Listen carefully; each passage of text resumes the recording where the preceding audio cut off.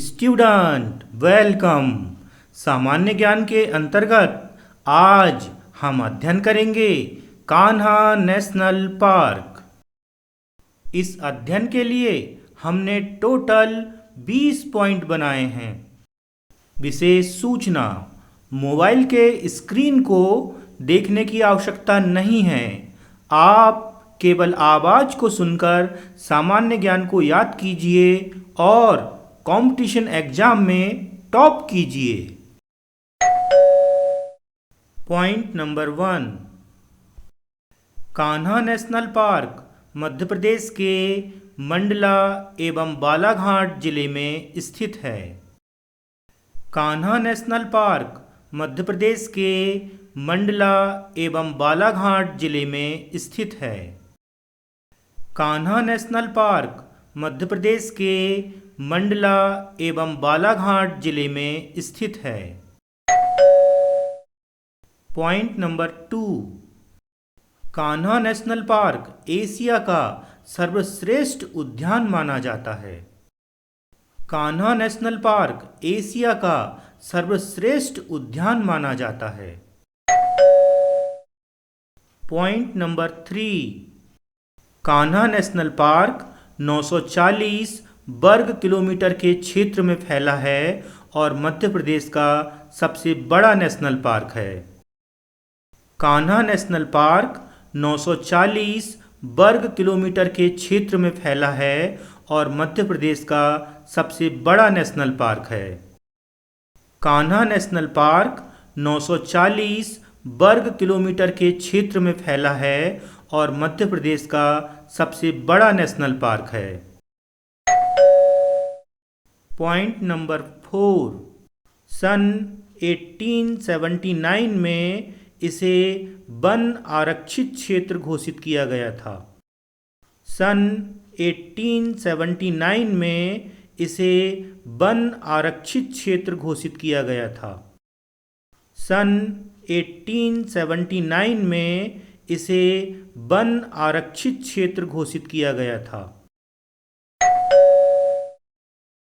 Point number 5, सन 1897 से सन 1910 तक यह अंग्रेजों का शिकार स्थल था।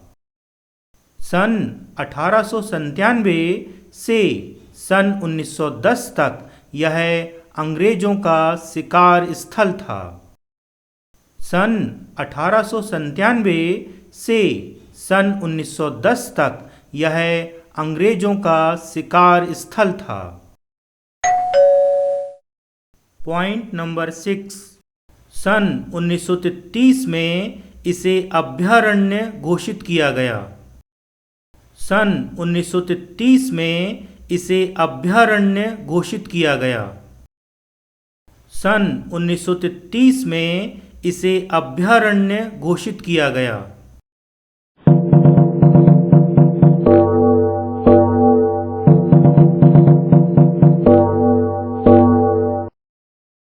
पॉइंट नंबर 7, 1 जून सन 1955 को इसे राष्ट्रीय उद्यान घोषित किया गया।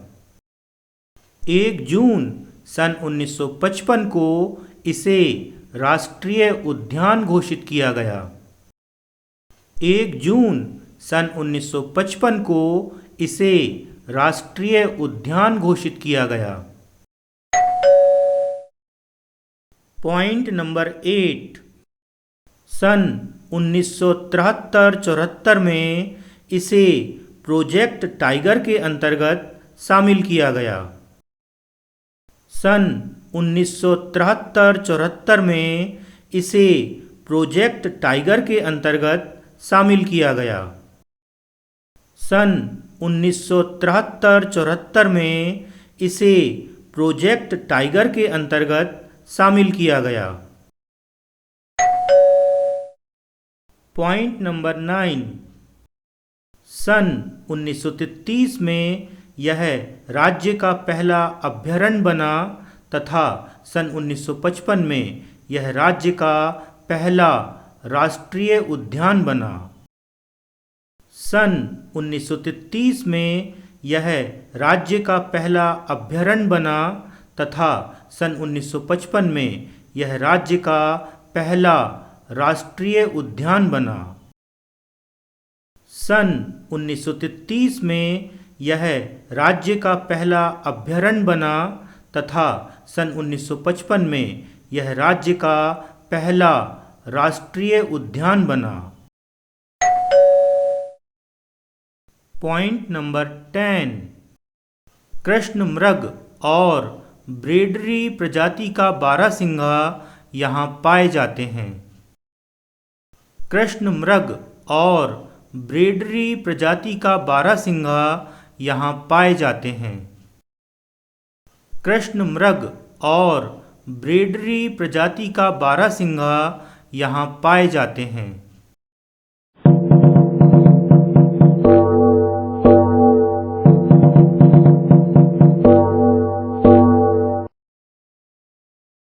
पॉइंट नंबर 11, सन 1974 से यहाँ पर प्रोजेक्ट टाइगर के अंतर्गत पार्क इंटरप्रिटेशन योजना लागू है। सन 1974 से यहाँ पर प्रोजेक्ट टाइगर के अंतर्गत पार्क इंटरप्रिटेशन योजना लागू है। सन 1974 से यहाँ पर प्रोजेक्ट टाइगर के अंतर्गत पार्क इंटरप्रिटेशन योजना लागू है।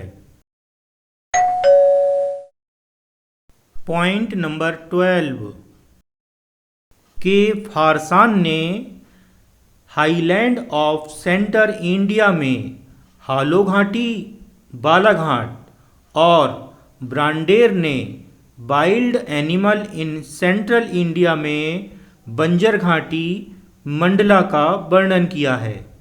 दोनों घाटियाँ कान्हा नेशनल पार्क में हैं, जो बालाघाट तथा मंडला में फैला हुआ है। के फारसान ने हाईलैंड ऑफ सेंटर इंडिया में हालो घाटी, बालाघाट और ब्रांडेर ने wild animal in central India में बंजर घाटी, मंडला का वर्णन किया है। दोनों घाटियाँ कान्हा नेशनल पार्क में हैं, जो बालाघाट तथा मंडला में फैला हुआ है। के फारसान ने हाईलैंड ऑफ सेंटर इंडिया में हालो घाटी, बालाघाट और ब्रांडेर ने wild animal in central India में बंजर घाटी, मंडला का वर्णन किया है। दोनों घाटियाँ कान्हा नेशनल पार्क में हैं, जो बालाघाट तथा मंडला में फैला हुआ है। Point number 13, Kanha national park Bharat का पहला राष्ट्रीय उद्यान है जिसने आधिकारिक शुभंकर भूरसिंह द बारहसिंघा अपनाया है। इस शुभंकर का डिजाइन रोहन चक्रवर्ती द्वारा तैयार किया गया है। कान्हा नेशनल पार्क भारत का पहला राष्ट्रीय उद्यान है जिसने आधिकारिक शुभंकर भूरसिंह द बारहसिंघा अपनाया है। इस शुभंकर का डिजाइन रोहन चक्रवर्ती द्वारा तैयार किया गया है। कान्हा नेशनल पार्क भारत का पहला राष्ट्रीय उद्यान है जिसने आधिकारिक शुभंकर भूरसिंह द बारहसिंघा अपनाया है। इस शुभंकर का डिजाइन रोहन चक्रवर्ती द्वारा तैयार किया गया है। Point number 14, Kanha tiger reserve को सॉलिड वेस्ट के उचित प्रबंधन के लिए Scotch order of merit award से नवाजा गया है। यहाँ सॉलिड वेस्ट को ऑर्गेनिक खाद में बदला जा रहा है। कान्हा टाइगर रिजर्व को सॉलिड वेस्ट के उचित प्रबंधन के लिए Scotch order of merit award से नवाजा गया है। यहाँ सॉलिड वेस्ट को ऑर्गेनिक खाद में बदला जा रहा है।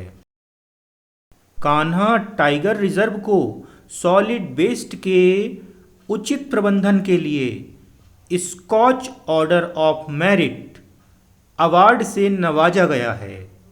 यहाँ सॉलिड वेस्ट को ऑर्गेनिक खाद में बदला जा रहा है। Point number 15, Kanha national park में प्राचीन कालीन श्रवण ताल स्थित है। मंडला स्थित इस श्रवण ताल में लपसी नामक शिकारी का स्मारक निर्मित है। कान्हा नेशनल पार्क में प्राचीन कालीन श्रवण ताल स्थित है। मंडला स्थित इस श्रवण ताल में लपसी नामक शिकारी का स्मारक निर्मित है। कान्हा नेशनल पार्क में प्राचीन कालीन श्रवण ताल स्थित है। मंडला स्थित इस श्रवण ताल में लपसी नामक शिकारी का स्मारक निर्मित है।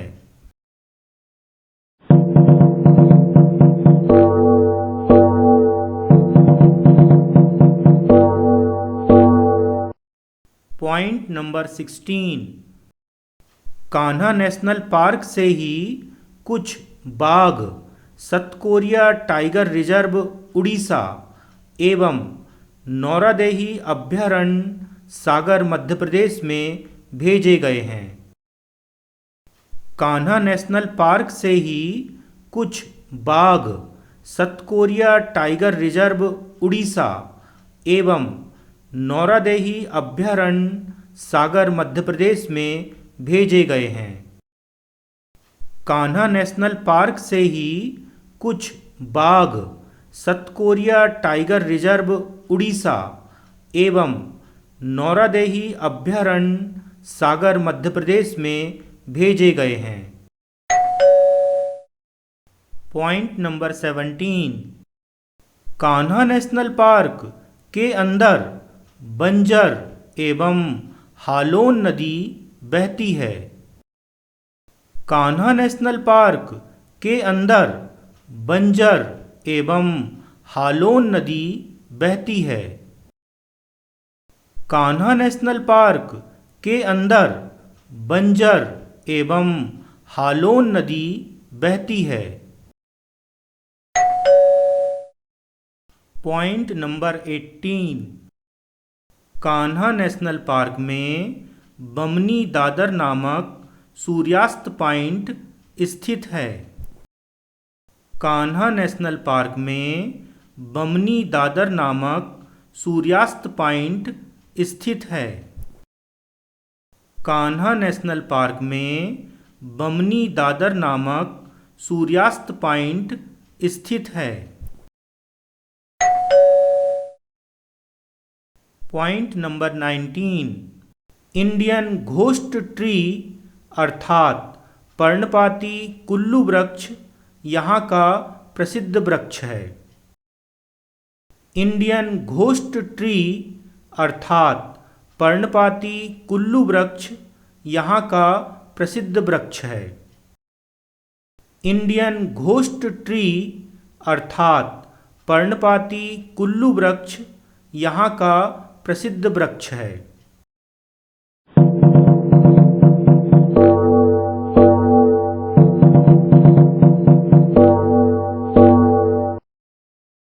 Point number 20, Kanha national park में बाघ, तेंदुआ, चीतल, सांभर, बंदर, कृष्णमृग, बारहसिंघा इत्यादि वन्य प्राणी प्रमुख रूप से पाए जाते हैं।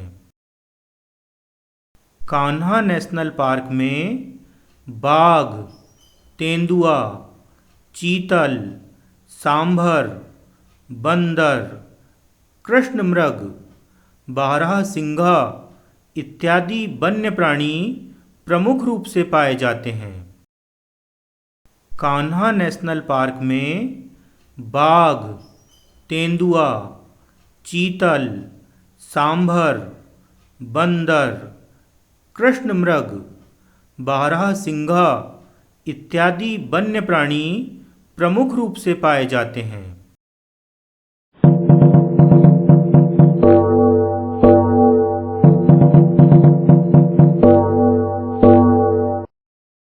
सभी प्रकार के कॉम्पिटिटिव एग्जाम में टॉप करने के लिए एवं सामान्य ज्ञान के अध्ययन करने के लिए आपको बहुत बहुत शुभकामनाएं। इस वीडियो के अनेक प्रकार के लाभ हैं जो इस प्रकार हैं। आपको मोबाइल का स्क्रीन नहीं देखना होगा जिससे आँखों की सुरक्षा होगी। आपको गाइड में लिखे हुए छोटे छोटे अक्षर नहीं पढ़ना पड़ेगा जिससे आपकी आँखों की सुरक्षा होगी। आप अपने दैनिक कार्यों को करते हुए भी इस वीडियो को सुनकर अपना सामान्य ज्ञान बढ़ा सकते हैं।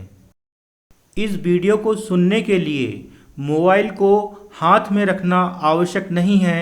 मोबाइल को फुल साउंड करके टेबल पर रख दीजिए। अगर आपको वीडियो पसंद आया है तो इसे व्हाट्सएप पर अधिक से अधिक शेयर कीजिए। हमारा उत्साहवर्धन करने के लिए इस वीडियो में लाइक का बटन दबाइए।